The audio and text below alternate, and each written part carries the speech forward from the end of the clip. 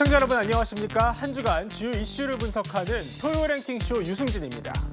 이번 주 채널A 홈페이지에서 가장 많이 본 뉴스의 키워드 8개를 추렸습니다. 한번 볼까요?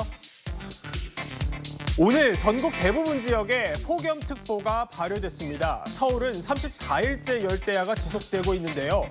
이번 주말 체감온도는 최고 33도에서 35도 안팎까지 올라 매우 무더울 전망이어서 건강관리에 각별히 유의하셔야겠습니다.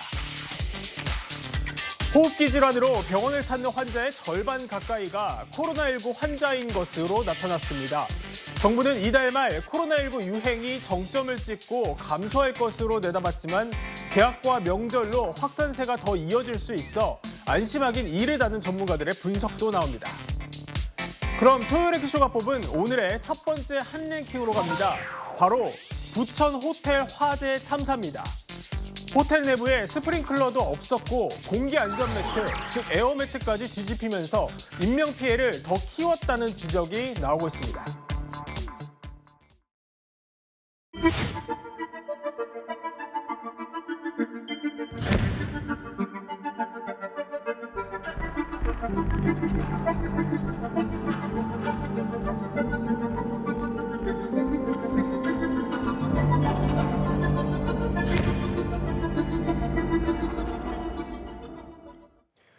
네, 스튜디오에는 최진봉 성공회대 교수, 이종근 평론가, 김수민 시사평론가, 그리고 임주혜 변호사 나오셨습니다. 안녕하십니까? 네, 경기 부천의 한 호텔에서 7명이 숨지고 12명이 다친 화재 사고가 발생했었죠. 불은 호텔 전체로 번지지는 않았지만 건물 내부에 검은 연기가 빠른 속도로 퍼지면서 인명피해가 더욱더 컸던 것으로 알려졌습니다.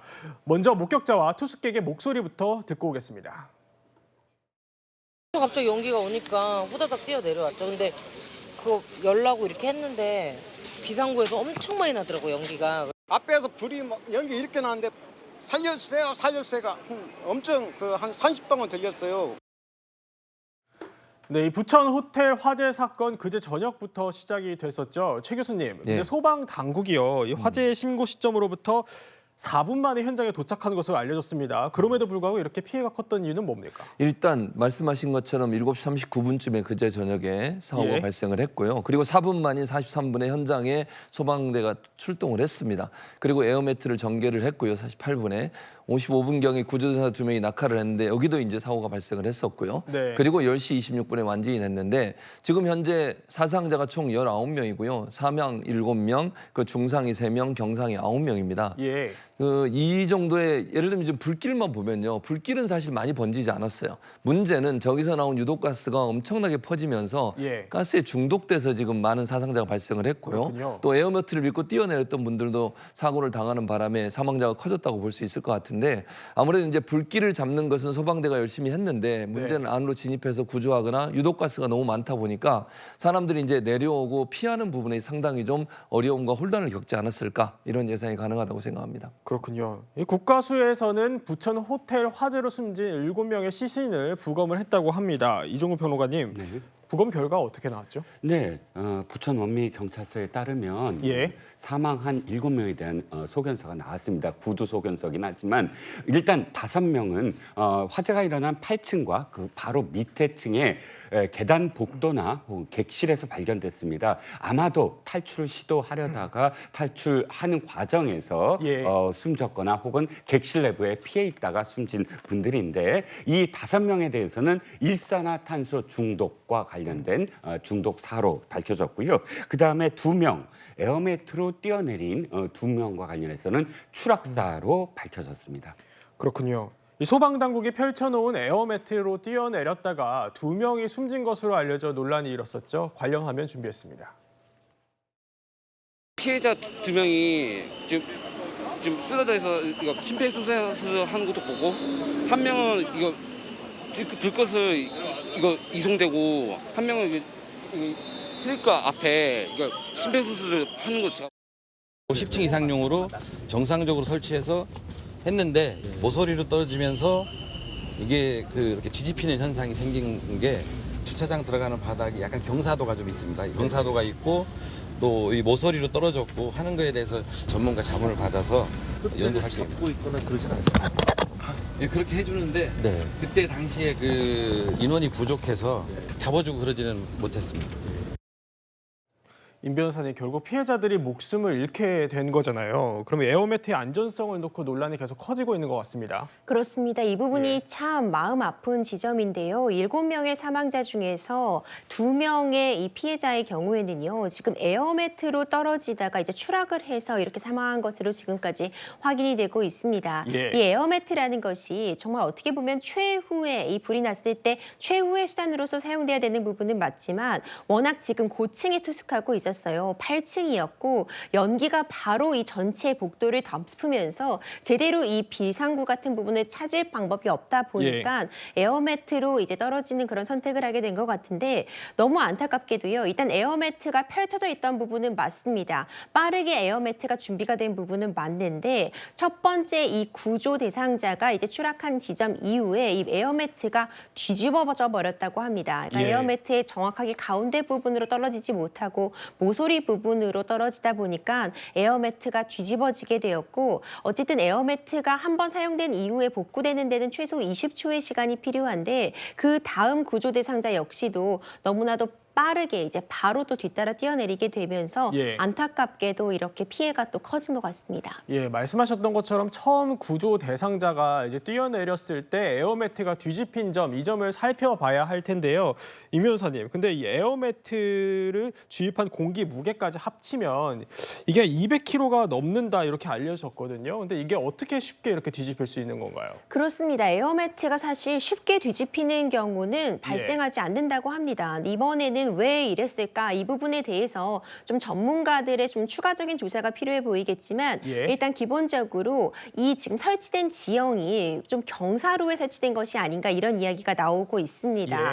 이 설치 지형이 경사로, 그러니까 도로와 인접되어 있지만 이 부분이 조금 경사로에 설치가 되게 되면은 어쨌든 낙하에 따른 충격을 받게 되면은 이것이 넘어갈 수도 있다. 지금 이런 이야기가 나오고 있고요.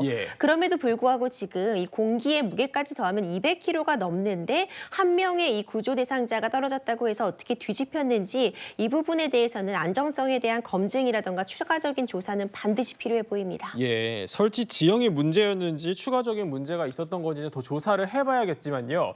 해당 에어매트는요, 2006년에 지급된 것으로 확인이 됐습니다. 그래서 이 제대로 심의를 받고 해당 매트를 사용한 건지 이 부분을 추가적으로 확인해봐야 된다 이런 지적이 나오고 있는데 김수희 평론가님 어떻습니까, 현재? 네, 해당 네트의 규격을 살펴보면 일단 가로 4.5, 세로 7.5, 높이 3.0m 이렇게 돼 있고 규격 자체는 크게 매트로서 손색은 없는 그런 크기로 보이는데 다만 이제 이 매트의 내구성이랄까 이런 부분들에 대해서 좀 면밀한 점검이 필요해 보입니다. 일단 10층 이하의 높이에서는 무게 126kg까지 가능하다라고 돼 있는데 중요한 부분은 이 매트의 수명이거든요. 내구 연한이 7년으로 설정이 되어 있는데 이 매트는 2006년에 도입이 됐습니다. 그렇다면 18년의 시간이 지났기 때문에 너무 낡은 것이 아니냐 이런 의문이 나오고 있고요. 다만 소방 당국에서는 이 매트가 사용 연한대로만 써야 되는 것이 아니라 심의위원회 심의를 거쳐서 연장할 수 있다라고 얘기를 하고 있고 그리고 소방서 산하에서 1차, 2차 심의를 했고 3차 불용심의위원회까지 열었다라고 얘기를 하고 있는데 이 심의 과정에서 어느 정도로 이것을 검증을 했는지 여기에 대해서 다시 한번 살펴볼 필요는 있어 보입니다. 네, 에어매트에 대한 추가적인 조사 소식 들어오는 대로 설명드리기로 하고요. 화재 얘기를 조금 더 해보겠습니다. 부천 호텔 화재는요, 810호 객실에서 시작이 됐습니다. 그런데 화재 직전 해당 객실을 배정받은 투숙객이요. 타는 냄새가 난다 이러면서 객실 변경을 요청한 것으로 알려졌습니다. 최진봉 교수님, 만일 이때라도 신고를 했다면 상황이 좀 달라질 수 있었을까요? 그럴 가능성이 있죠. 왜냐하면 5분 후에 발화가 돼서 불이 났거든요. 그러니까 만약 5분이라는 시간이 남아 있었다고 하면 소방당국이 출동을 해서 혹시나 타는 냄새의 원인이 뭔지를 좀 더 제대로 살펴봤다고 하면 화재를 예방할 가능성이 있었다고 봅니다. 그 짧은 시간일 수도 있지만 그 시간이라도 적극적으로 화재 예방에 대비를 하거나 아니면 대피를 시키거나 거기에 거기 수습생분들을 대피시켰다고 하면 이렇게 대형 사고가 나지 않지 않았겠어요? 타는 냄새가 났다고 하는 것 자체가 문제니까 그거에 대해서 적극적으로 대처하지 않은 부분은 호텔 측이 조금 대응을 잘 하지 못한 부분이 있다 이렇게 말씀드릴 수 있겠습니다. 그렇군요. 근데 이게 발화된 객실에 문이 열려 있어서 그래서 연기가 더욱더 빠르게 확산됐다 이런 지적도 나오더라고요. 네, 그렇습니다. 810호 객실이거든요. 810호 객실에서 타는 냄새가 난다고 하면서 투숙객이 먼저 들어갔다가 프론트에 얘기를 해서 객실을 바꿔달라고 요구를 했어요. 그 말은 누가 봐도 냄새를 맡으면 타는 냄새가 상당히 많이 났을 가능성이 있어요. 예를 들어서 타는 냄새가 조금 났다고 하면 그렇게까지 객실을 바꿔달라고 얘기까지 못 하거든요. 근데 투숙객이 이 정도로 얘기했다고 하면 많은 부분 타는 냄새가 많이 났을 거고 어디선가는 화재가 시작되고 있다고 볼 수밖에 없는 상황이거든요. 그래서 바꿨는데 그리고 나서 이분은 다른 객실로 갔어요. 그럼 810호에는 아무도 없잖아요. 근데 너무 황당하고 이상한 현상이 문이 열려 있었다는 거예요. 810호에서 발화가 돼서 불이 났는데 문이 열려 있다 보니까 객실 문이 연기가 복도를 타고 전 객실로 퍼질 수 있는 환경이 조성이 된 거죠. 특히 이제 모텔은 객실 사이에 그 복도가 좀 좁은 편이거든요. 이 좁은 객실을 통해서 빠르게 유독가스가 퍼지게 되면서 7층, 8층에 있는 객실에 투숙했던 숙객들이 피해를 당하는 일이 발생하게 된 거기 때문에 일단 중요한 것은 왜 대피에 어려움이 있었냐. 유독가스가 많아지고 보이지 않고 그다음에 중독이 되다 보니까 이런 문제가 발생한 거고요. 두 번째는 810호의 객실의 문이 열려 있어서 더 빠르게 복도를 통해서 다른 객실로 확산되는 요인으로 발생했다는 점. 이런 점들이 더 많은 피해자를 발생시킨 요인이라고 볼 수 있겠습니다. 그렇군요. 또 문제로 지적되는 것 중에 하나가 이 호텔엔 스프링클러가 설치되지 않았다 이런 점인데 임주혜 변호사님, 이게 결국 인재로 봐야 되는 건가요? 이 스프링클러라는 것이 화재의 초기 진화에 굉장히 중요한 역할을 합니다. 특히 고층 건물의 경우에는요. 대피의 어려움 때문에 스프링클러가 정상적으로 작동을 하면 그래도 초기에 불을 좀 진화할 수 있고 대피할 수 있는 시간을 벌어주는 역할을 하기도 하거든요.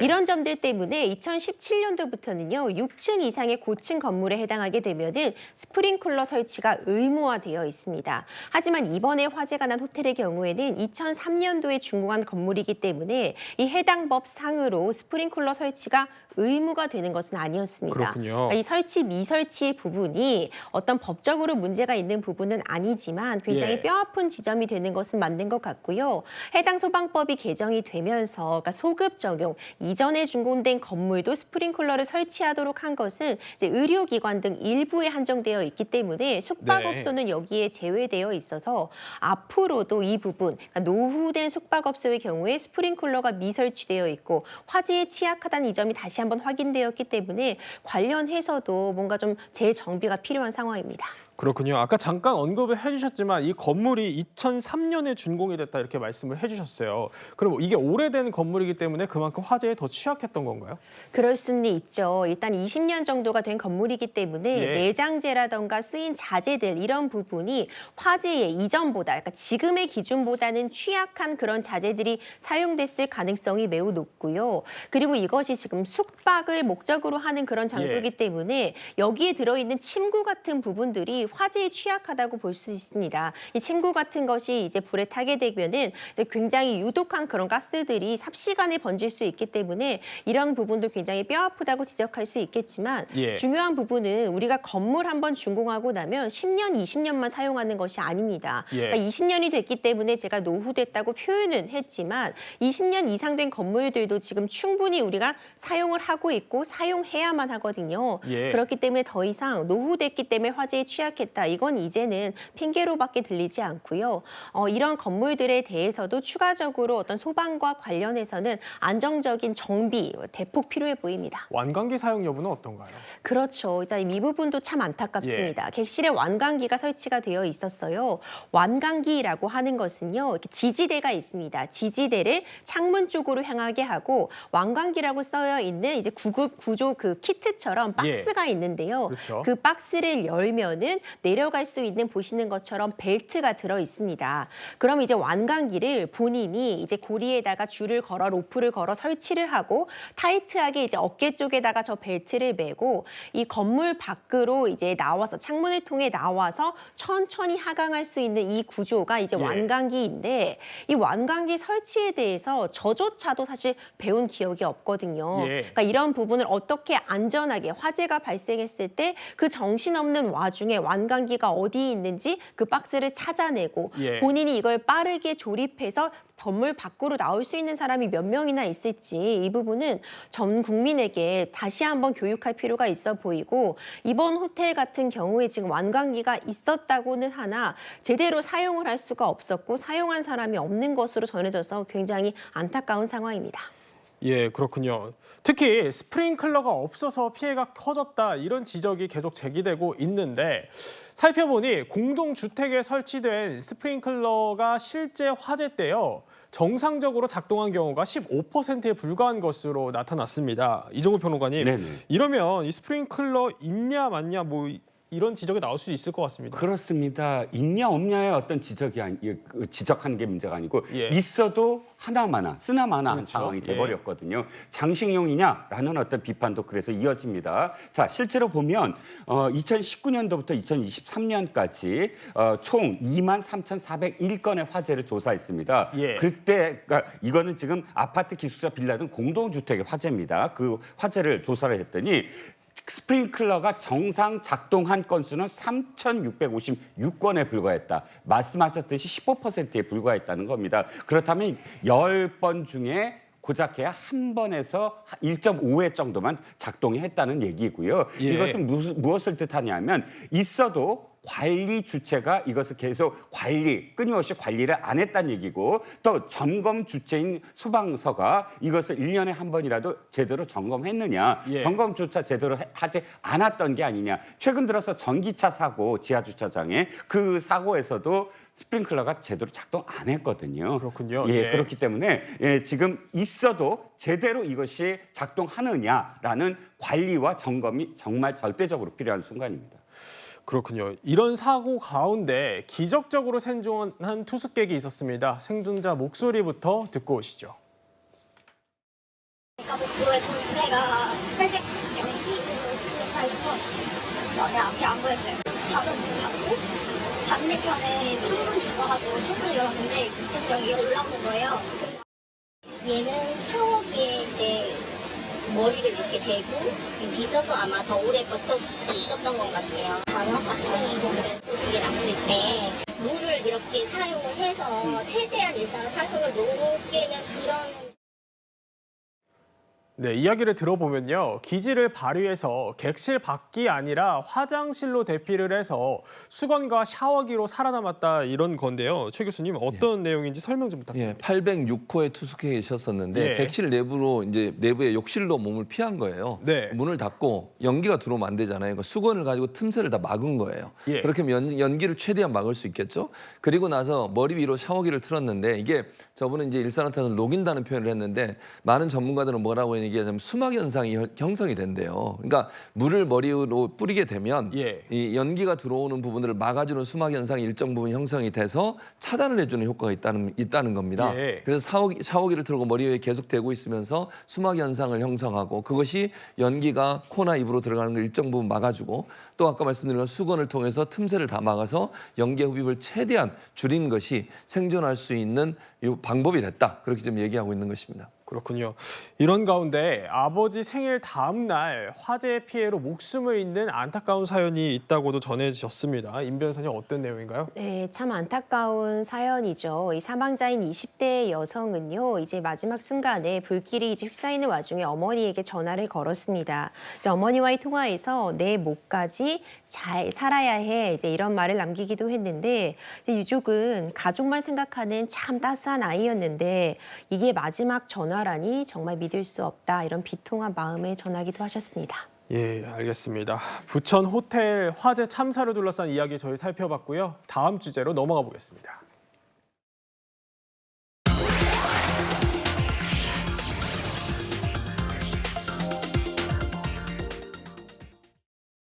국민을 분열시키는 괴담 선동을 이제 그만두겠다고 약속하고 지금이라도 국민 앞에 사과하길 바랍니다. 후쿠시마 원전 처리수가 방류된 지가 한 1년 정도 지났죠. 그 즈음과 그 이후에 더불어민주당이 했던 발언들을 한번 곱씹어 봐 주시기 바랍니다. 그런 괴담 때문에 우리 어민들이 피해를 받고 우리의 큰 재정이 투입됐습니다. 이 괴담에 대해서 이제 민주당이 어떤 입장을 갖고 있는지를 저는 묻고 싶습니다. 한동훈 대표가 후쿠시마 핵 오염수 방류 1년간 안전 문제가 없었다면서 괴담 정치 종식을 주장했습니다. 원전 처리수라는 일본식 용어까지 쓰면서 편들기에 나섰습니다. 일본 정부를 추궁하기는커녕 아예 일본 정부 대변인으로 나서다니 명색이 한국 여당 대표로서 창피하지도 않습니까? 네, 지금부터는 홍석준 전 국민의힘 의원과도 함께 하겠습니다. 오늘이 일본 정부가 후쿠시마 원전 오염수를 방류한 지 1년이 되는 날입니다. 대통령실과 한동훈 국민의힘 대표는요, 야당을 향해서 괴담 정치 그만하라 이렇게 비판을 했고, 민주당은 방사능 자료를 제공하지 않는 일본 정부를 추궁하기는커녕 일본 정부 대변인으로서 자처하고 있다 이렇게 맞받아쳤습니다. 홍 전 의원님, 네. 이 여야 공세 어떻게 좀 보십니까? 예, 제가 작년 이맘때쯤 이 후쿠시마 관련된 그 국민의힘의 이제 특위위원으로 이제 있어서 그러셨군요. 예. 노량진 수산시장 정말 많이 갔습니다. 예. 지금 조금 전에 그 김민석 의원이 말한 일단은 팩트가 좀 틀린 게 이게 일본 정부의 어떤 용어가 처리수가 아니고 IAEA 국제 지금 용어가 지금 오염 처리수라는 거 좀 말씀 좀 드리고 지금 그 정부도 그 계속해서 이 문제에 대해서 원안위를 중심으로 해서 그 해당 도쿄 전력과 긴밀하게 방류할 때마다 계속해서 실시간 모니터링 체크를 좀 하고 있습니다. 우리가 1년 전으로 되돌아가면 이게 방류가 되면 마치 크게 오염이 나서 정말 그 물고기라든지 수산시장이 전부 다 전멸할 것처럼 얼마나 민주당에서 선전선동을 하고 당시에 또 단식을 하고 어떤 또 의원들은 그런 어떤 물고기를 먹느니 뭐 똥을 먹겠다는 그런 어떤 많은 어떤 막말을 했지 않습니까? 그런데 지난달에 그 일본 그 8차 후쿠시마 방류를 했는데 지금 그 IAEA 측정을 하니까 WHO 먹는 물 삼중수소 기준의 30분의 1로 지금 현재 방류되고 있다고 합니다. 예. 그만큼 현재까지는 큰 염려가 없는데 그동안에 이런 어떤 민주당의 어떤 선전선동 괴담으로 인해서 막대한 어떤 정부의 어떤 예산이라든지 또 국민들의 어떤 불안 또 그리고 또 수산업자들의 어떤 피해 이런 것은 정말 말할 수 없이 큰데 이런 큰 해악에 대해서 민주당이 아무런 일도 없다는 듯이 지나가는 것은 정말 책임 있는 공당으로서 국회의원들로서 해서는 안 되는 어떤 그런 어떤 것 같은데 민주당 과거에 대해서도 지금 뭐 성주 사드 참여라든지 또 여러 가지 또 그 수입 소문제라든지 이런 문제에 있어서도 문제가 터져도 아무런 문제가 없었다는 듯이 그냥 이런 지나가는 것들이 참 안타깝게 보여집니다. 네, 최 교수님, 근데 당정은 뭐 오염수 괴담 선동 사과하라 이런 입장이지만 민주당은 뭐 일본 정부 대변인이냐 이렇게 주장을 하고 있습니다. 그런 이유가 있겠죠? 뭐 이유가 있을 수밖에 없죠. 그러니까 일본이 사실 이제 이 핵 오염수를 처리해서 내보내긴 하지만 그 과정에서 몇 번의 실수들도 있었어요. 처리가 제대로 안 돼서 나온 경우도 있었고요. 중국 같은 경우는 아직도 일본산 수산물 전면 수입 금지를 하고 있습니다. 중국은 아직도 일본에 대해서 자료 내놓으라고 계속 압박을 하고 있는 상황이에요. 우리가 거기에 가서 상주하면서 IAEA에서 통제하고 있는 알프스 시설 계속 좀 볼 수 있게 해달라는데 그것도 거절했습니다. 자기들이 주는 자료만 가지고 우리가 분석을 하고 있어요.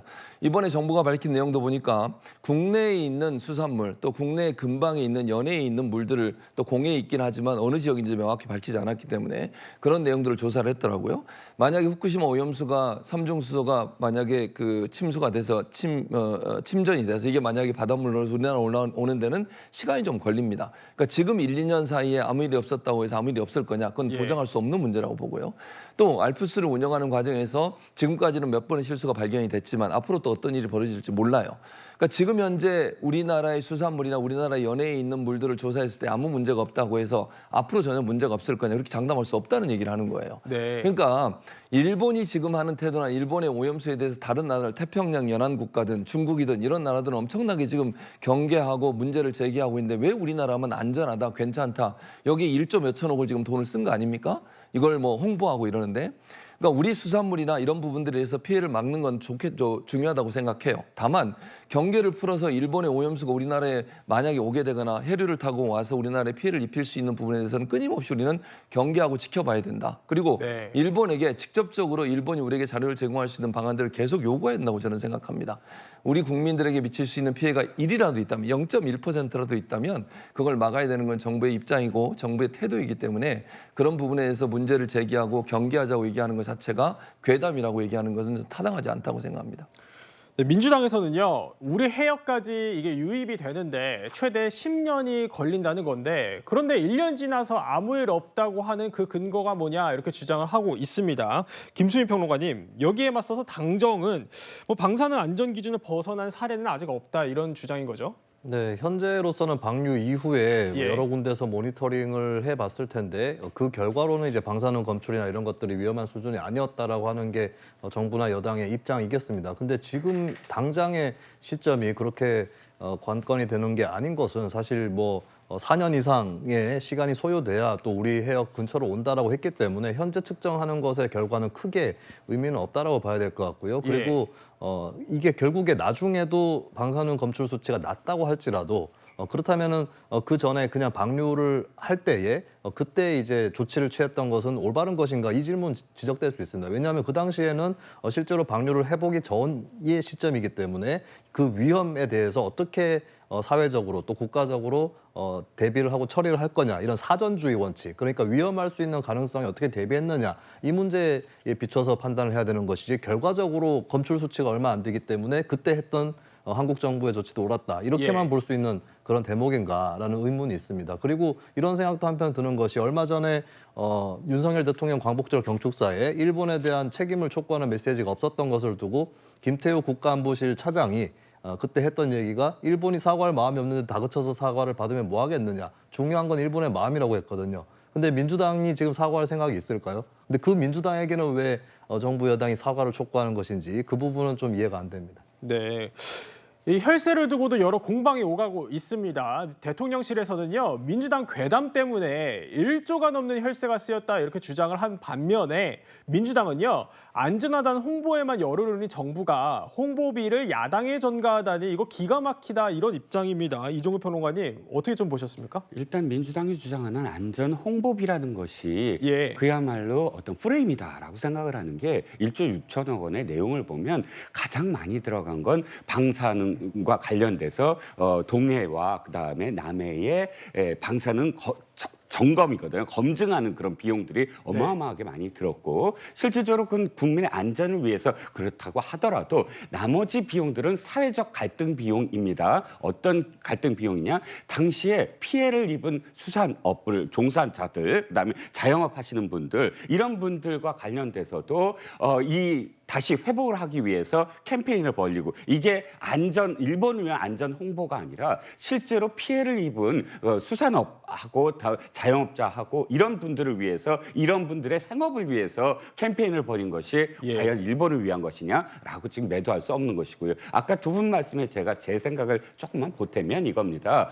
그렇게 5년 후, 10년 후로 걱정을 하는데 그러면 지금 당장 문제 제기를 해야 될 나라는 어느 나라냐? 캐나다와 미국입니다. 일본 후쿠시마에서 방류를 하면 해류에 따라서 그 물이 어디로 가느냐? 알래스카를 지나서 캐나다 연안과 미국 연안을 갑니다. 미국 FDA가 공식적으로 발표했습니다. 일본의 원전 처리수는 우리에게 영향을 미치지 않는다. FDA는 글로벌 스탠다드 아닙니까?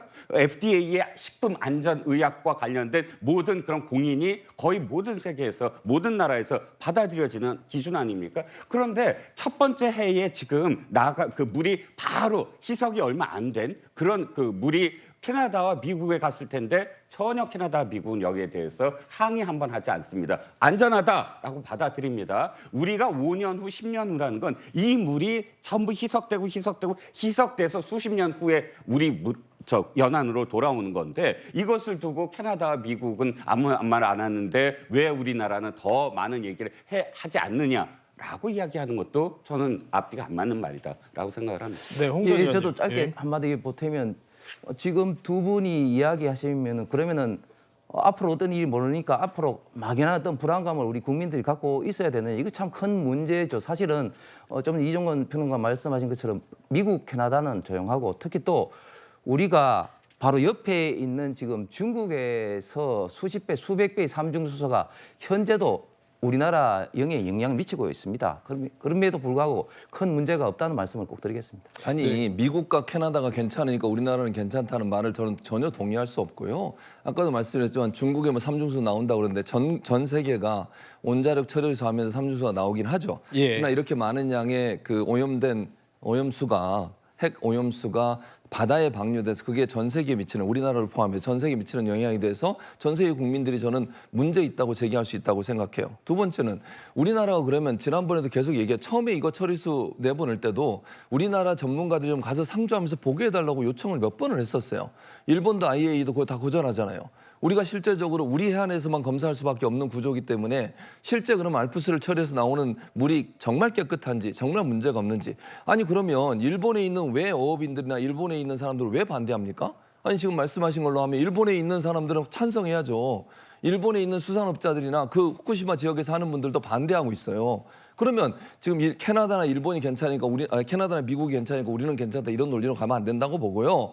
지금 일본에 있는 수산업자들이나 아니면 중국이나 우리나라에 있는 전문가들도 문제가 있다고 제기하는 분들이 많이 있어요. 이런 분들에 대해서 실제적으로 정확하게 볼 수 있고 분석할 수 있는 기회를 갖는 게 반드시 필요하다고 생각합니다. 여기 짧게 제가 답변을 드리면 이겁니다. 일본과 관련돼서 혹시 최근 일본의 기사를 확인하셨는지요? 작년에 반대하는 일부 후쿠시마 어민들이 있었습니다. 그런데 최근에 기록들 후쿠시마 내부의 지방지들의 혹시 여론조사나 다 보셨습니까? 당시에 어민들은 뭘 반대를 했냐면 바로 소문들, 헛소문들 때문에 자기들의 어업이 타격을 입은 것, 여기에 예산을 들여서 홍보해달라라는 게 가장 큰 어떤 반대의 이유였고요. 지금은 받아들이겠다. 그리고 더 홍보를 많이 해달라라는 어민들의 목소리가 지금 있고요. 그 캐나다, 미국 얘기는 이겁니다. 과학을 얘기하는 거예요. 캐나다, 미국이 반대해서 우리가 반대하지 않는다가 문제가 아니라 과학적으로 물이 거기부터 가고 그 다음에 수십 년 후에 우리한테 희석돼서 온다는 것이 우리나라 과학자들이 다 얘기하고 있는 것인데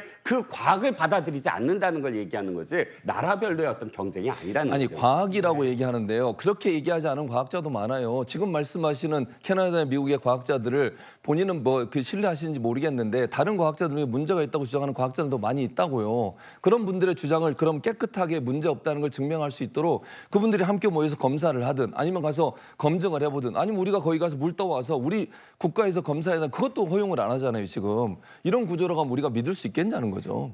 국민들의 또 안전, 불안과 직결된 문제인 만큼 여야 간의 공방이 뜨거울 수밖에 없겠죠. 한동훈 대표 후쿠시마 오염수 문제로요. 야당 공세에 나선 가운데 어제로 취임 한 달을 맞았습니다.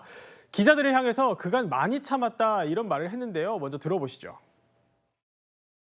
저는 지난 한 달 동안에 최대한 정치 공방을 자제했습니다. 여러분 저를 보시면 아시지만 제가 여기까지 오게 된 이유 중에 하나는 우리 지지자들이 보시기에 제가 잘 싸운다는 것 때문이었을지도 모르겠어요.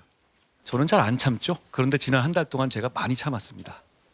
알아채지 않으셨어요? 제가 웬만하면 예전같이 그러진 않았잖아요. 민생 중심 그리고 격차를 해소하는 이 정치 목표를 중심으로 해서 좋은 정치 해보겠습니다. 네, 한동훈 대표 말은요. 잘 싸우던 내가 한 달 동안 많이 참았다 이런 건데 김수민 평론가님 뭘 참았다는 의미입니까? 일단 지난 한 달간 한동훈 대표에 대해서 조용한 한 달이었다. 이것이 이제 대체적인 평인 것 같습니다. 긍정적이든 부정적이든 그것은 중론이라고 볼 수 있겠는데 거기에 대해서 좀 의식하고 얘기를 했던 것 같아요. 본인이 더 예전 같았으면 더 시끄럽게 할 수도 있었는데 참았다 이렇게 얘기를 한 것 같고 물론 그럴 만한 이유도 있었을 겁니다. 당의 체제부터 정비를 하고 대표직을 수행해야 되기 때문에 그럴 수도 있었을 텐데 근데 이제 알아야 될 것은 예를 들면은 김경수 전 지사 복권에 대해서 얘기를 하다가 광복절 전후에 펼쳐졌던 역사 논쟁에서는 다시 좀 슬그머니 좀 톤 다운이 되거나 침묵하는 이런 것들에 대해서도 지적이 있었는데 그 부분이 이제 그냥 참았다 이렇게 해가지고 이제 그거를 설명할 수 있을 거냐 이런 부분이 있는 것이고 그리고 사실 많은 정치인들이 때가 되면은 어떨 때는 이제 참기도 합니다. 특히 대표 같은 경우는 많은 것들을 참는데 그것을 굳이 이렇게 표현하는 것이 과연 대표다운 행동인가 이런 생각도 한편으로는 듭니다. 네, 여론조사 하나 살펴보죠. 한동훈 대표 직무수행 평가에 관한 여론조사가 나왔는데요. 이종근 평론가님 어떻습니까? 네, NBS 4개 여론조사 기관이 예. 돌아가면서 하는 국민 지표입니다. 여기에서 긍정이 40%, 부정이 41%, 오차 범위 내로 팽팽한데 결국은 한동훈 비대위원장이나 혹은 한동훈 대표 초기 시절보다는 조금 낮아졌어요. 전체적인 예. 당 지지도도 좀 낮아지고 이것은 한동훈 대표도 아마 이런 어떤 분위기를 지금 반영을 해서 내가 한 달 동안 참았다라고 이야기하는 것 같아요. 그런데 실제로 이제 앞으로 어떻게 될지는 아마도 회담이 가장 큰 어떤 계기가 될 것 같습니다. 그렇군요.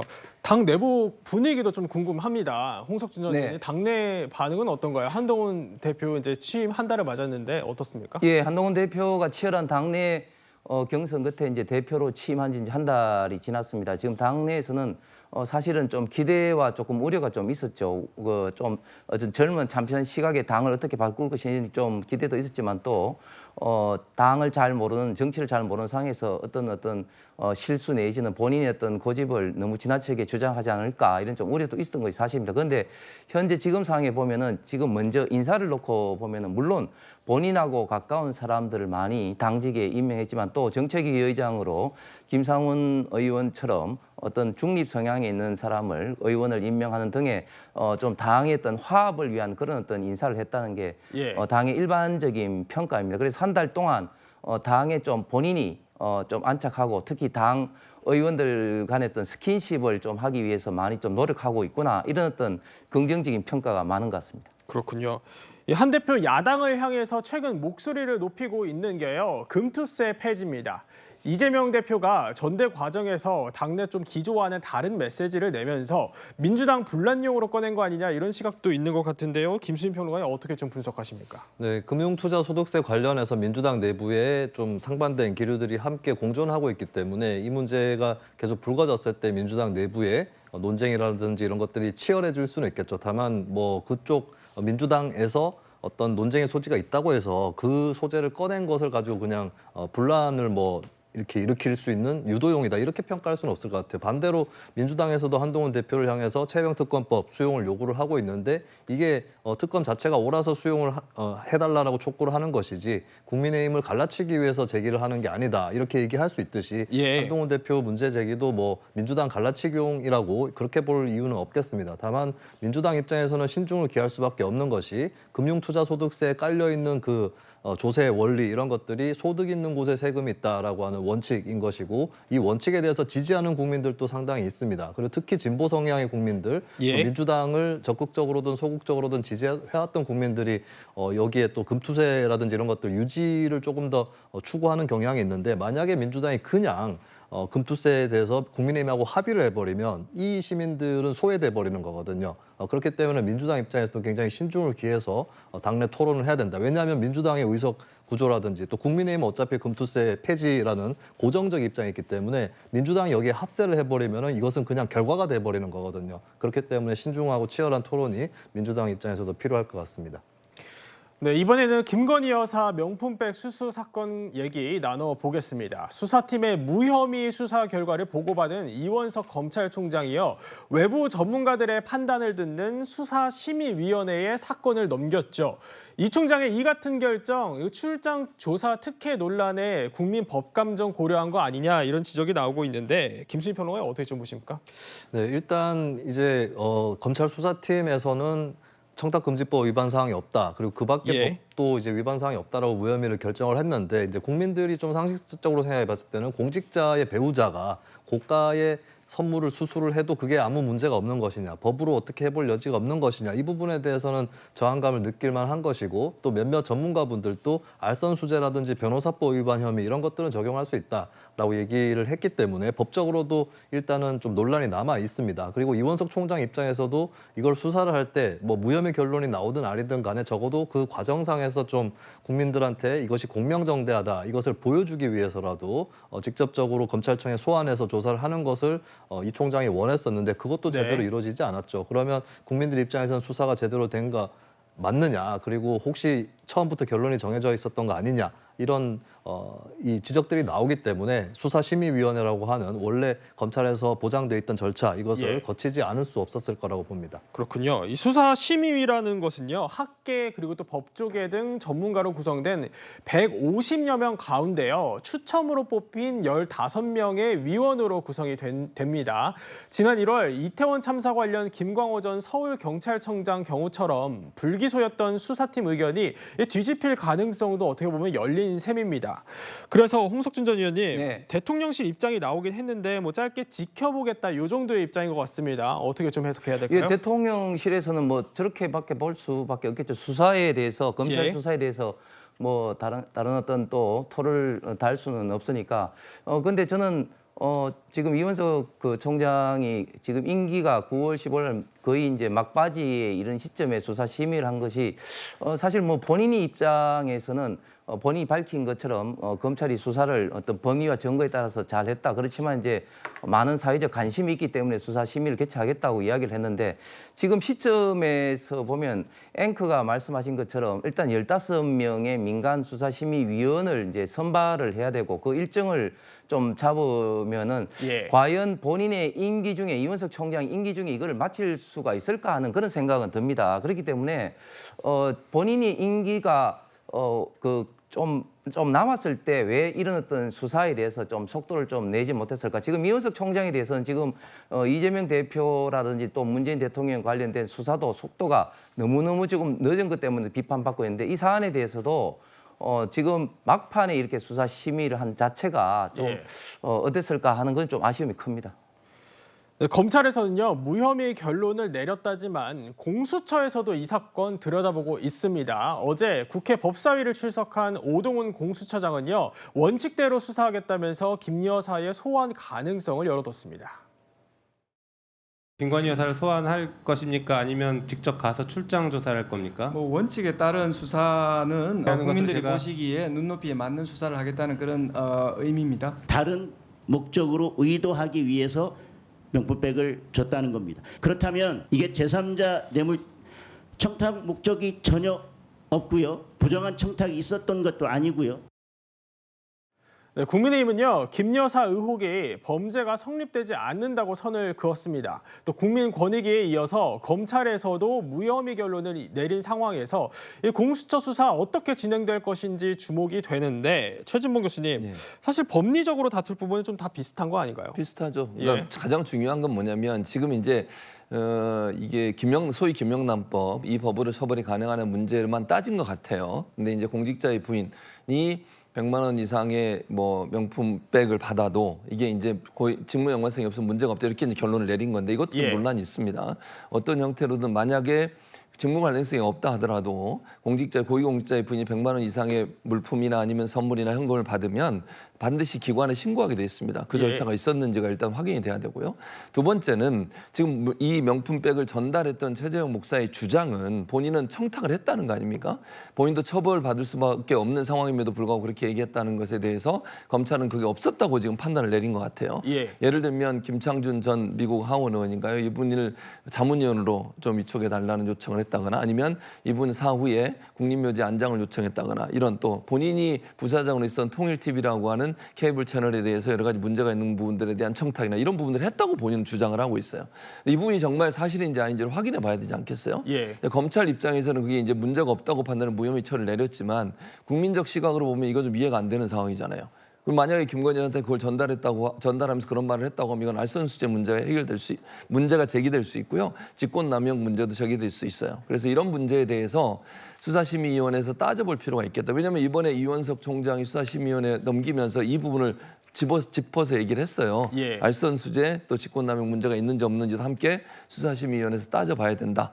공수처는 모르겠습니다. 어떻게 수사를 할지 지켜봐야 될 문제라고 보는데 이 문제가 명확하게 클리어하게 정리가 안 되면 앞으로 국민의힘이든 정부든 상당히 큰 부담을 안고서 정치를 해야 되는 상황이 될 거다 이렇게 생각합니다. 네, 수사심의위와 공수처 수사 상황은 향후에 더 전해드리도록 하고요. 저희는 다음 주제로 넘어가 보겠습니다.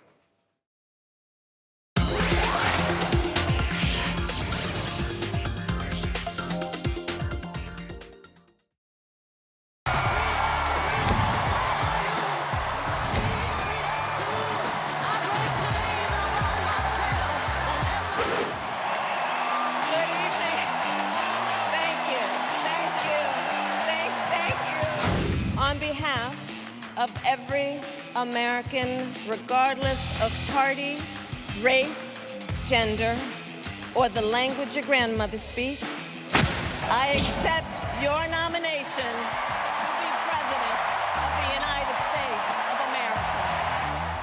The middle class is where I come from. We will create what I call an opportunity economy where everyone has the chance to compete and a chance to succeed.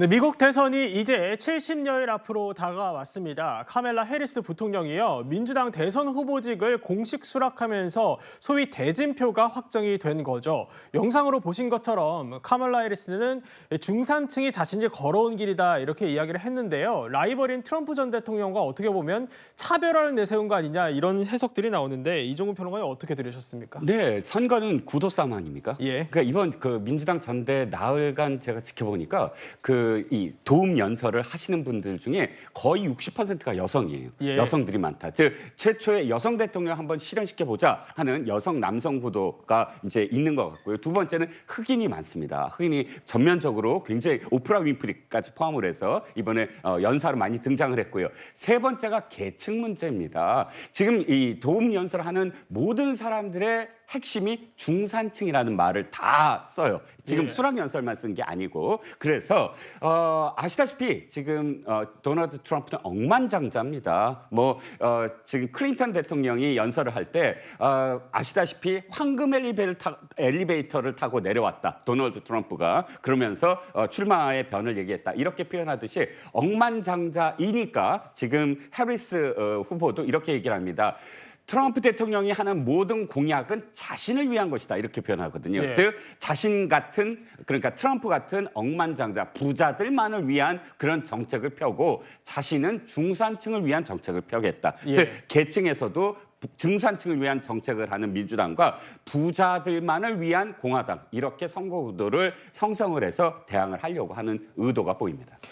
네, 해리스 부통령의 후보 수락 연설이 진행이 되는 동안요, 트럼프 전 대통령은 SNS 게시글을 통해서 실시간으로 해리스를 비난을 했다고 합니다. 최 교수님, 예. 트럼프 전 대통령의 이런 행보는 어떻게 좀 보셨어요? 불안감의 표현이죠, 사실은. 그러니까 본인이 바이든 대통령과 경쟁할 때는 우위에 있다고 판단해서 좀 더 여유롭게 경쟁을 하더니 네. 이제 해리스가 나오고 나니까 갑자기 전세가 지금 역전이 되는 분위기가 형성이 되잖아요. 물론 끝까지 가봐야 되겠습니다만, 그렇기 때문에 트럼프 입장이 상당히 불안한 거죠. 그러니까 어떻게든지 해리스에게 가는 관심을 조금이라도 본인한테 끌어오려고 하는 것 같아요. 예. 그리고 혹시나 이제 중도층에 있거나 아직 마음을 정하지 않은 유권자들에게 끊임없이 본인의 메시지를 전달하기 위해서 SNS를 활용한다고 봅니다. 그래서 해리스가 발언하는 내용들마다 거기에 대해서 SNS 글을 올렸는데, 이거는 트럼프 대통령이 썼던 토론에서 썼던 전략과도 비슷해요. 토론에서 계속 상대 후보가 얘기하면 뭐라 그래요? liar, 거짓말한다. 예. 그건 잘못된 얘기다. 계속 그렇게 뭐랄까 중간중간에 발언을 하거든요.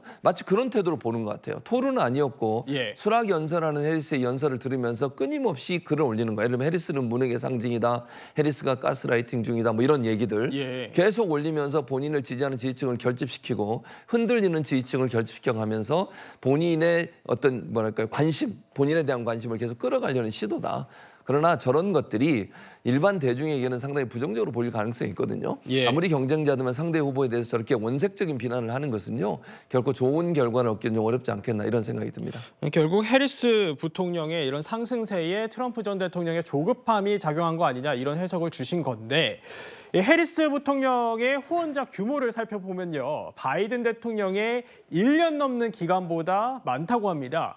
바이든 대통령에게 마음을 주지 않았던 민주당 당원들까지 어떻게 보면 해리스를 지지하는 거 아니냐. 홍수천 전 의원님, 이 해석 어떻게 보십니까? 예, 그렇게 해석을 해야 되죠. 사실 정치 자금을 바라보는 시각 그리고 예. 제도가 우리나라와 미국이 확연하게 다릅니다. 우리는 선거 자금이 법적으로 딱 한도가 있고 또 법인이든 또 그 개인이든 정치 자금 후원할 수 있는 한도가 500으로 딱 500만 원으로 예. 딱 재했는데, 미국 같은 경우는 사실상의 어떤 그런 후원의 한도가 없고, 그리고 또 예를 들면 국회의원 어떤 보좌관만 하더라도 우리는 이제 9명을 이제 법적으로 이제 국가가 지원해 주는데 네. 미국 같은 경우는 사실상 국가가 지원해 주는 사람은 소수고 나머지는 다 본인이 정치 자금을 가지고 하는데 한도가 없습니다. 그만큼 이 정치 자금을 얼마만큼 모으냐 하는 것은 미국 정치에 있어서 굉장히 선거의 어떤 성패에 굉장히 중요하다. 왜냐하면 그게 방송이라든지 조직의 규모라든지 이런 것을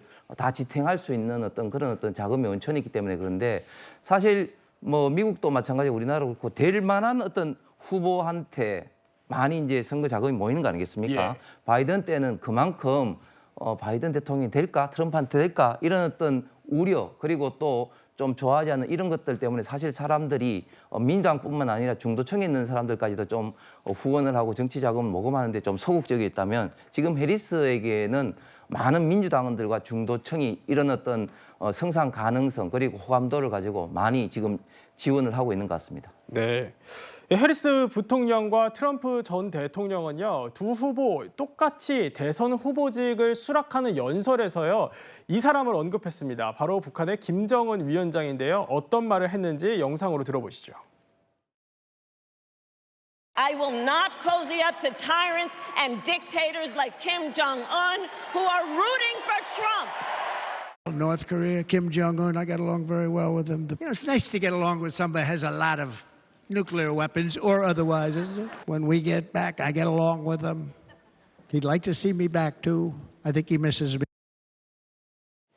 네, 이야기를 들어보면요, 정말 상반된 평가입니다. 김수민 평론가님, 어떻게 보면 이 미국의 대북 정책 방향이 이 한반도 안보에 상당히 중요한 이슈죠. 영향을 미치는 이슈인데 누가 되느냐에 따라서 결국 승판이 좌우가 될 텐데 어떻게 좀 보십니까? 네, 현재 선거에서 하는 발언은 해리스 후보하고 트럼프 후보가 상반된 발언을 북한에 대해서 하고 있죠. 다만 정치에서는 선거 때 했던 발언하고 실제로 어떻게 정치에서 돌아가는가 이것에 차이가 날 때가 있고 심지어는 과거에 클린턴 정부나 부시 정부는 초창기에는 북한에 대해서 강경책을 폈지만 나중에는 북한하고 화해를 했고 오바마 정부 같은 경우는 처음에는 북한에 유화책을 폈는데 잘 되지 않아서 나중에는 전략적인 대로 돌아섰거든요. 그런 것들을 봤을 때는 선거 발언만으로 좀 앞으로 내다보기는 어렵다라는 점이 있고요. 그리고 트럼프 대통령 같은 경우는 북한과의 대화를 잘 추진을 하다가 결국에 하노이에서 노딜이 됐는데 이 부분은 결국에 북한에게 대해서 그러니까 새로운 관계부터 수립하고 비핵화를 한다라고 하는 북한의 단계적 해법에 맞서서 이것을 다 같이 추진해야 된다라고 하는 미국 정가의 컨센서스를 따른 거거든요. 그렇다면 트럼프 정부가 다시 출범한다고 해도 과거와 같은 싱가포르 선언 이런 게 있을 수 있겠는가? 이 부분은 회의적일 수 있는 것이고 반대로 그러면 민주당이 집권을 하면은 대북 강경이 될 거냐? 이 부분도 사실은 어떻게 보면 북미 관계가 잘 풀릴 경우에는 오히려 미국 민주당이 대북 협상 경험이 공화당보다 훨씬 깊습니다. 웬디 셔먼 같은 이런 인사들이 다 그런 그 경험을 갖고 있는 그런 쪽이기 때문에 오히려 체계적으로 북한과의 대화를 잘할 수 있는 쪽이 민주당일 수도 있다라고 하는 점 이런 것들을 고려했을 때는 이게 어느 쪽이 당선되고 낙선된다고 해서 대북 정책이 크게 달라지지는 않을 수 있다. 중요한 거는 사실 북한의 의지예요. 북한이 어떻게 시간표를 만들어서 나올 거냐 이 문제가 있는 것이고 그리고 미국 정가도 사실 대통령 한 명이 다 끌고 가는 게 아닙니다. 특히 미국 의회가 외교 안보에서 갖고 있는 영향력 이런 게 크기 때문에 하나의 합의가 필요한 거거든요. 그런 의미에서는 이 선거에서는 북한에 대한 입장이 확 갈려 보이지만 결과적으로는 이제 북한이 어떻게 나오느냐와 맞물려서 미국 전체 정가가 어떻게 합의를 하느냐 여기에 따라서 결국 대북 정책이 움직일 거라고 저는 예견을 합니다. 네, 결국 선거 이후 상황을 더 지켜봐야 된다 이런 말씀이신 건데 미국 대선 변수 중에 하나가요. 무소속 후보 로버트 케네디 주니어 이 사람의 대선 완주 여부였습니다. 케네디 후보는요. 대선 활동을 중단하고 그런데 트럼프 전 대통령을 지지한다고 선언을 했습니다. I've made the heart-wrenching decision to suspend my campaign and to support President Trump. It's with a sense of victory and not defeat that I'm suspending my campaign activities. We just had a very nice endorsement from RFK Jr., Bobby. And I'll be talking about that. We're heading out. Robert F. Kennedy Jr.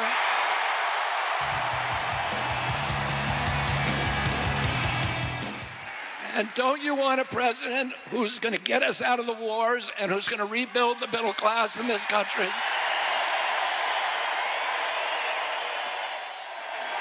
Thank you all very, very much, and God bless you, and God bless America.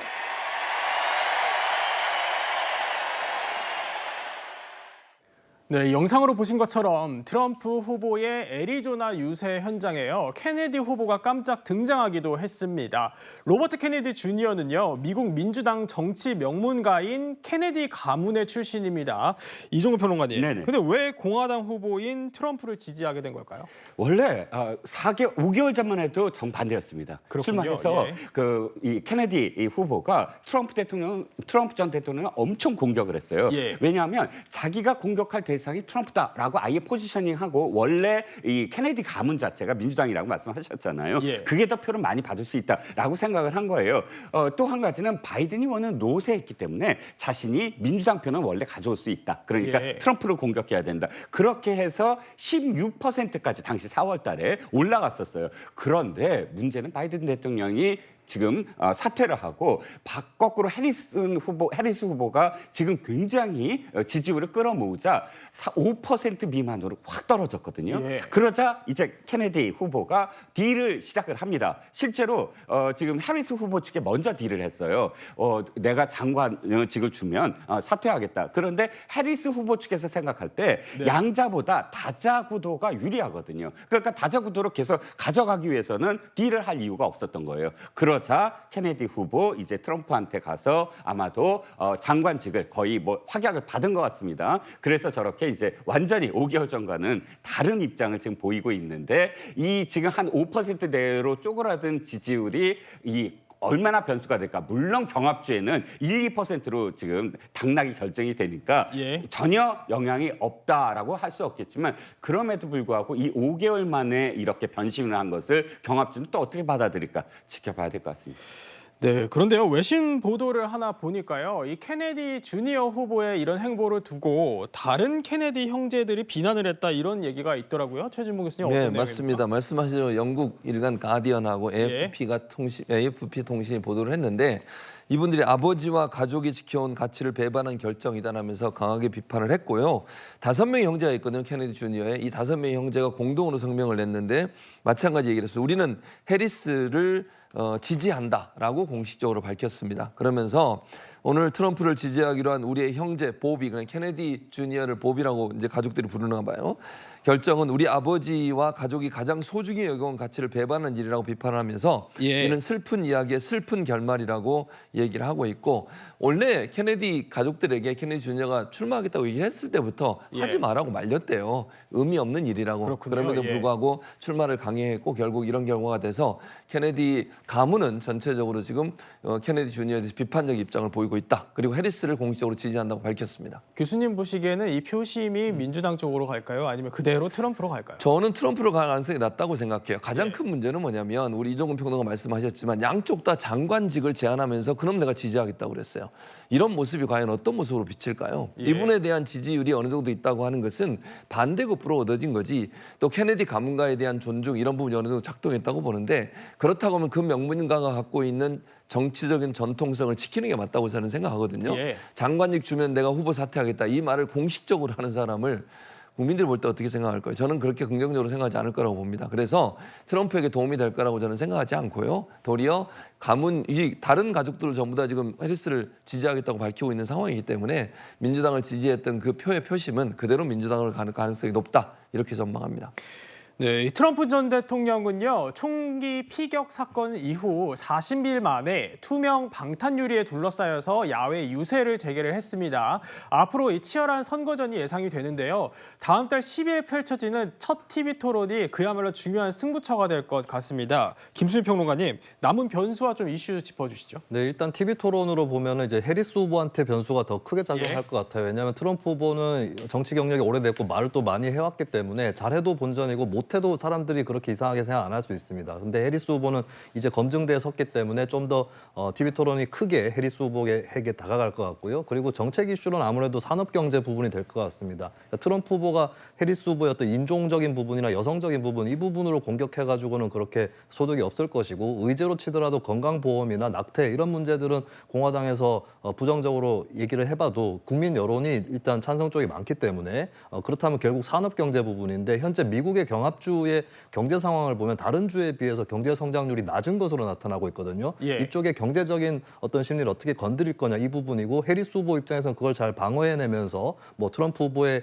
일괄 관세 인상 정책 이런 것들이 물가를 올릴 거다라든지 감세 정책이 주로 부자에게 유리하다 이런 캠페인을 해서 서민적인 어떤 또 풍모를 부각시킬 거냐 이 부분 산업 경제 이 부분에서 결국에 두 후보의 우열이 갈라지지 않을까 싶습니다.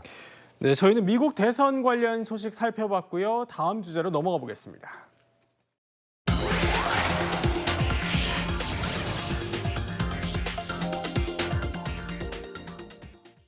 네, 일본 전국 고교 야구 선수권 대회 이른바 고시엔에서 제1한국계 민족학교 교토국제고가요 대망의 우승기를 품었습니다. 연장 10회 접전 끝에 2대1로 승리를 한 건데요. 이른바 꿈의 무대로 불리는 이 고시엔의 106년 역사상 한국계 학교가 우승한 건 처음이라고 합니다. 이종훈 평론가님 어떻게 좀 보셨죠? 네, 원래 이 학교 교토국제고등학교가 2021년엔 4강까지 올라갔어요. 예. 그때 당시 4강만 하더라도 대단한 일이다. 우리나라에서 또 이렇게 기사화했는데 이제 3년 만에 우승까지 한 겁니다. 대단한 일이죠. 예. 이 106년만이 아니라 한신 타이거스가 여기 고시엔 구장의 이 홈그라운드거든요. 예. 이게 지금 100년 됐어요. 그래서 예. 올해 100주년이라는 게 구장 건설 100주년인데 딱 완전히 이렇게 기록에 딱 남게 생겼습니다. 또 한 가지는 이게 봄 고시엔이 있고 여름 고시엔이 있는데 여름 고시엔이 훨씬 더 유명하고 더 뜨거워진 거는 여름 고시엔은 각 부가 서로 싸워요. 그러니까 예. 전국적으로 대표가 지방마다 대표가 와서 같이 경기를 해서 지방들의 어떤 서로 경쟁인데 이번에 교토국제고등학교는 교토부에서 68년 만에 우승한 겁니다. 그러니까 지금 교토부 전체가 난리가 났습니다. 예. 축제 분위기죠. 그렇군요. 이 교토국제고에 대해서 조금 더 알아보면요. 교토의 남쪽 산속에 위치한 작은 학교라고 합니다. 그런데 이 작은 학교에서 1999년에 야구부를 창단을 해서요. 불과 25년 만에 새로운 역사를 쓴 거라고 합니다. 최 교수님 어떤 학교인가요? 지금 말씀하신 것처럼 아주 적은 학교입니다. 전교생이 160명 정도 되고요. 그중에 예. 한국계는 약 30%가 지금 재직 중에 있고요. 재학 중에 있고요. 예. 그리고 제1교포나 한국 유학생 대상으로 해서 운영되는 민족학교라고 말씀드릴 수 있고 가장 이제 우리 국민들의 마음을 뜨겁게 한 게 교가입니다. 교가. 한국어 교가거든요. 그렇죠. 그러니까 일본 경기장에서 한국어 교가가 승리할 때마다 울려요. 네. 근데 시작이 동해바다로 시작합니다. 일본이 지금도 일본해라고 우겨대고 있잖아요. 예. 독도를 자기네 땅에 우겨대고 그런 상황에서 동해바다로 시작되는 저 교가를 들으면서 우리 국민들 너무 가슴이 뜨거워졌을 거라고 생각해요. 예. 아직도 한국말로 된 교가를 부르고 있는 학교고요. 그리고 1999년에 학생 모집을 위해서 야구부를 처음 창단했는데 25년 만에 지금 고시엔의 우승이라고 하는 쾌거를 이루었는데 전 대단한 거고요. 예. 의지가 불타고 이렇게 적은 학교에서 전 일본의 고등학교 선수들을 대상으로 해서 우승을 했다는 것은 이거는 상상하기 어려운 정도의 노력과 끊임없는 어떤 열정 이런 부분도 작용한 거 아닌가 이렇게 생각이 됩니다. 예, 최 교수님께서 잠깐 언급해 주셨던 동해바다 건너서로 시작하는 한국어 교가요. 일본 전역으로 생중계됐습니다. 저희가 영상으로 준비했는데요. 들어보시죠.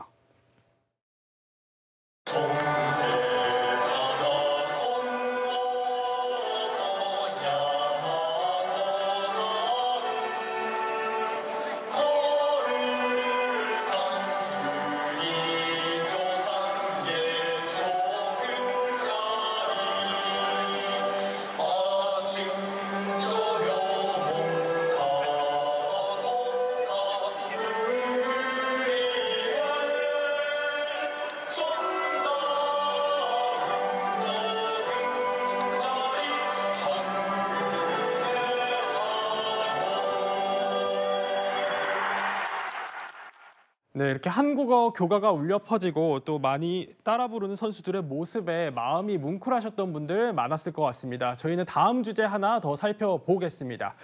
또 하나의 기적 아닌가 싶습니다. 국내에서 가장 작게 태어난 쌍둥이 형제 중에 한 명이요. 어제 건강한 모습으로 무사히 퇴원했습니다. 이렇게 22주 3일보다 작았던 아기가 쌍둥이 모두 생존한다는 일은 사실은 우리나라에서는 거의 없었던 일인 것 같고요. 저희 의료진이 이번에 강우 강민이가 태어나게 된 거에 대해서 굉장히 보람도 느끼고 장하다 우리 아들 응? 동생 태어나고 너 잘 있다가 강우도 태어나자 건강하게 그렇지? 제일 힘들었지? 응? 잘 버텨줘서 고맙다. 사랑해. 네, 임신 5개월 만에 몸무게 400g으로 태어난 쌍둥이 기억하실 텐데요. 최 교수님, 예. 국내에서 가장 어리고 또 가장 작게 태어난 쌍둥이라고 했었죠. 그렇습니다. 예. 정확히 22주 3일 만에 태어났어요. 근데 쌍둥이로 태어난 건 더더욱 이례적이고요. 이렇게 보통 이제 만삭으로 태어난 아이의 10분의 1 정도, 그 정도 무게로 태어났거든요. 예. 그래서 바로 소아중환자실에 지금 입원이 돼 있는 상태인데 너무 기적입니다, 기적. 정말 5개월 만에 아이가 태어나서 치료를 받고 이제 성장해 가게 되는데 병원 관계자도 말씀을 들으셨지만 이런 형태로 태어난 아이는 우리나라에서 유일해요. 예. 그것도 쌍둥이가 만삭이 아니라 5개월 만에 태어나서 생명을 유지해 간다는 것, 우리 기술진, 의료진의 기술이 얼마나 뛰어나는을 볼 수 있는 것 같고 예. 저 아이들의 생명력도 정말 강하다. 저는 저 아이들이 건강하게 자라서 정말 엄마 아빠의 사랑을 받는 그런 아이들로 자라갔으면 좋겠습니다. 네, 앞으로 또 강하게 자라라 이런 의미로 이름도 강우, 강민 이렇게 지어줬다고 합니다. 만사가로 이제 불과 10분의 2일 수준으로 희박한 생존 가능성 속에 수술 등 여러 차례의 위기를 넘겼다고 하죠. 의료진의 헌신과 또 부모님의 사랑, 또 이걸 잘 버텨준 아이들이 함께 만든 기적이 아닐까 싶습니다.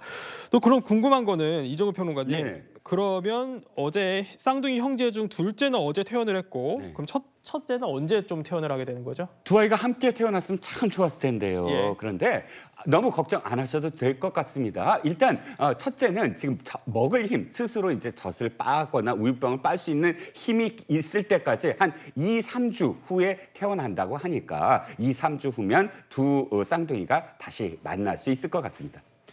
네, 기적과 같은 좋은 소식들 우리 모두의 삶에 계속해서 들려오길 바라보겠습니다. 저희는 60초 후에 뵙겠습니다. 토요일의 퀴즈쇼 저희는 다음 주 토요일 낮 12시에 다시 찾아뵙겠습니다. 행복한 토요일 오후 보내시길 바랍니다. 고맙습니다.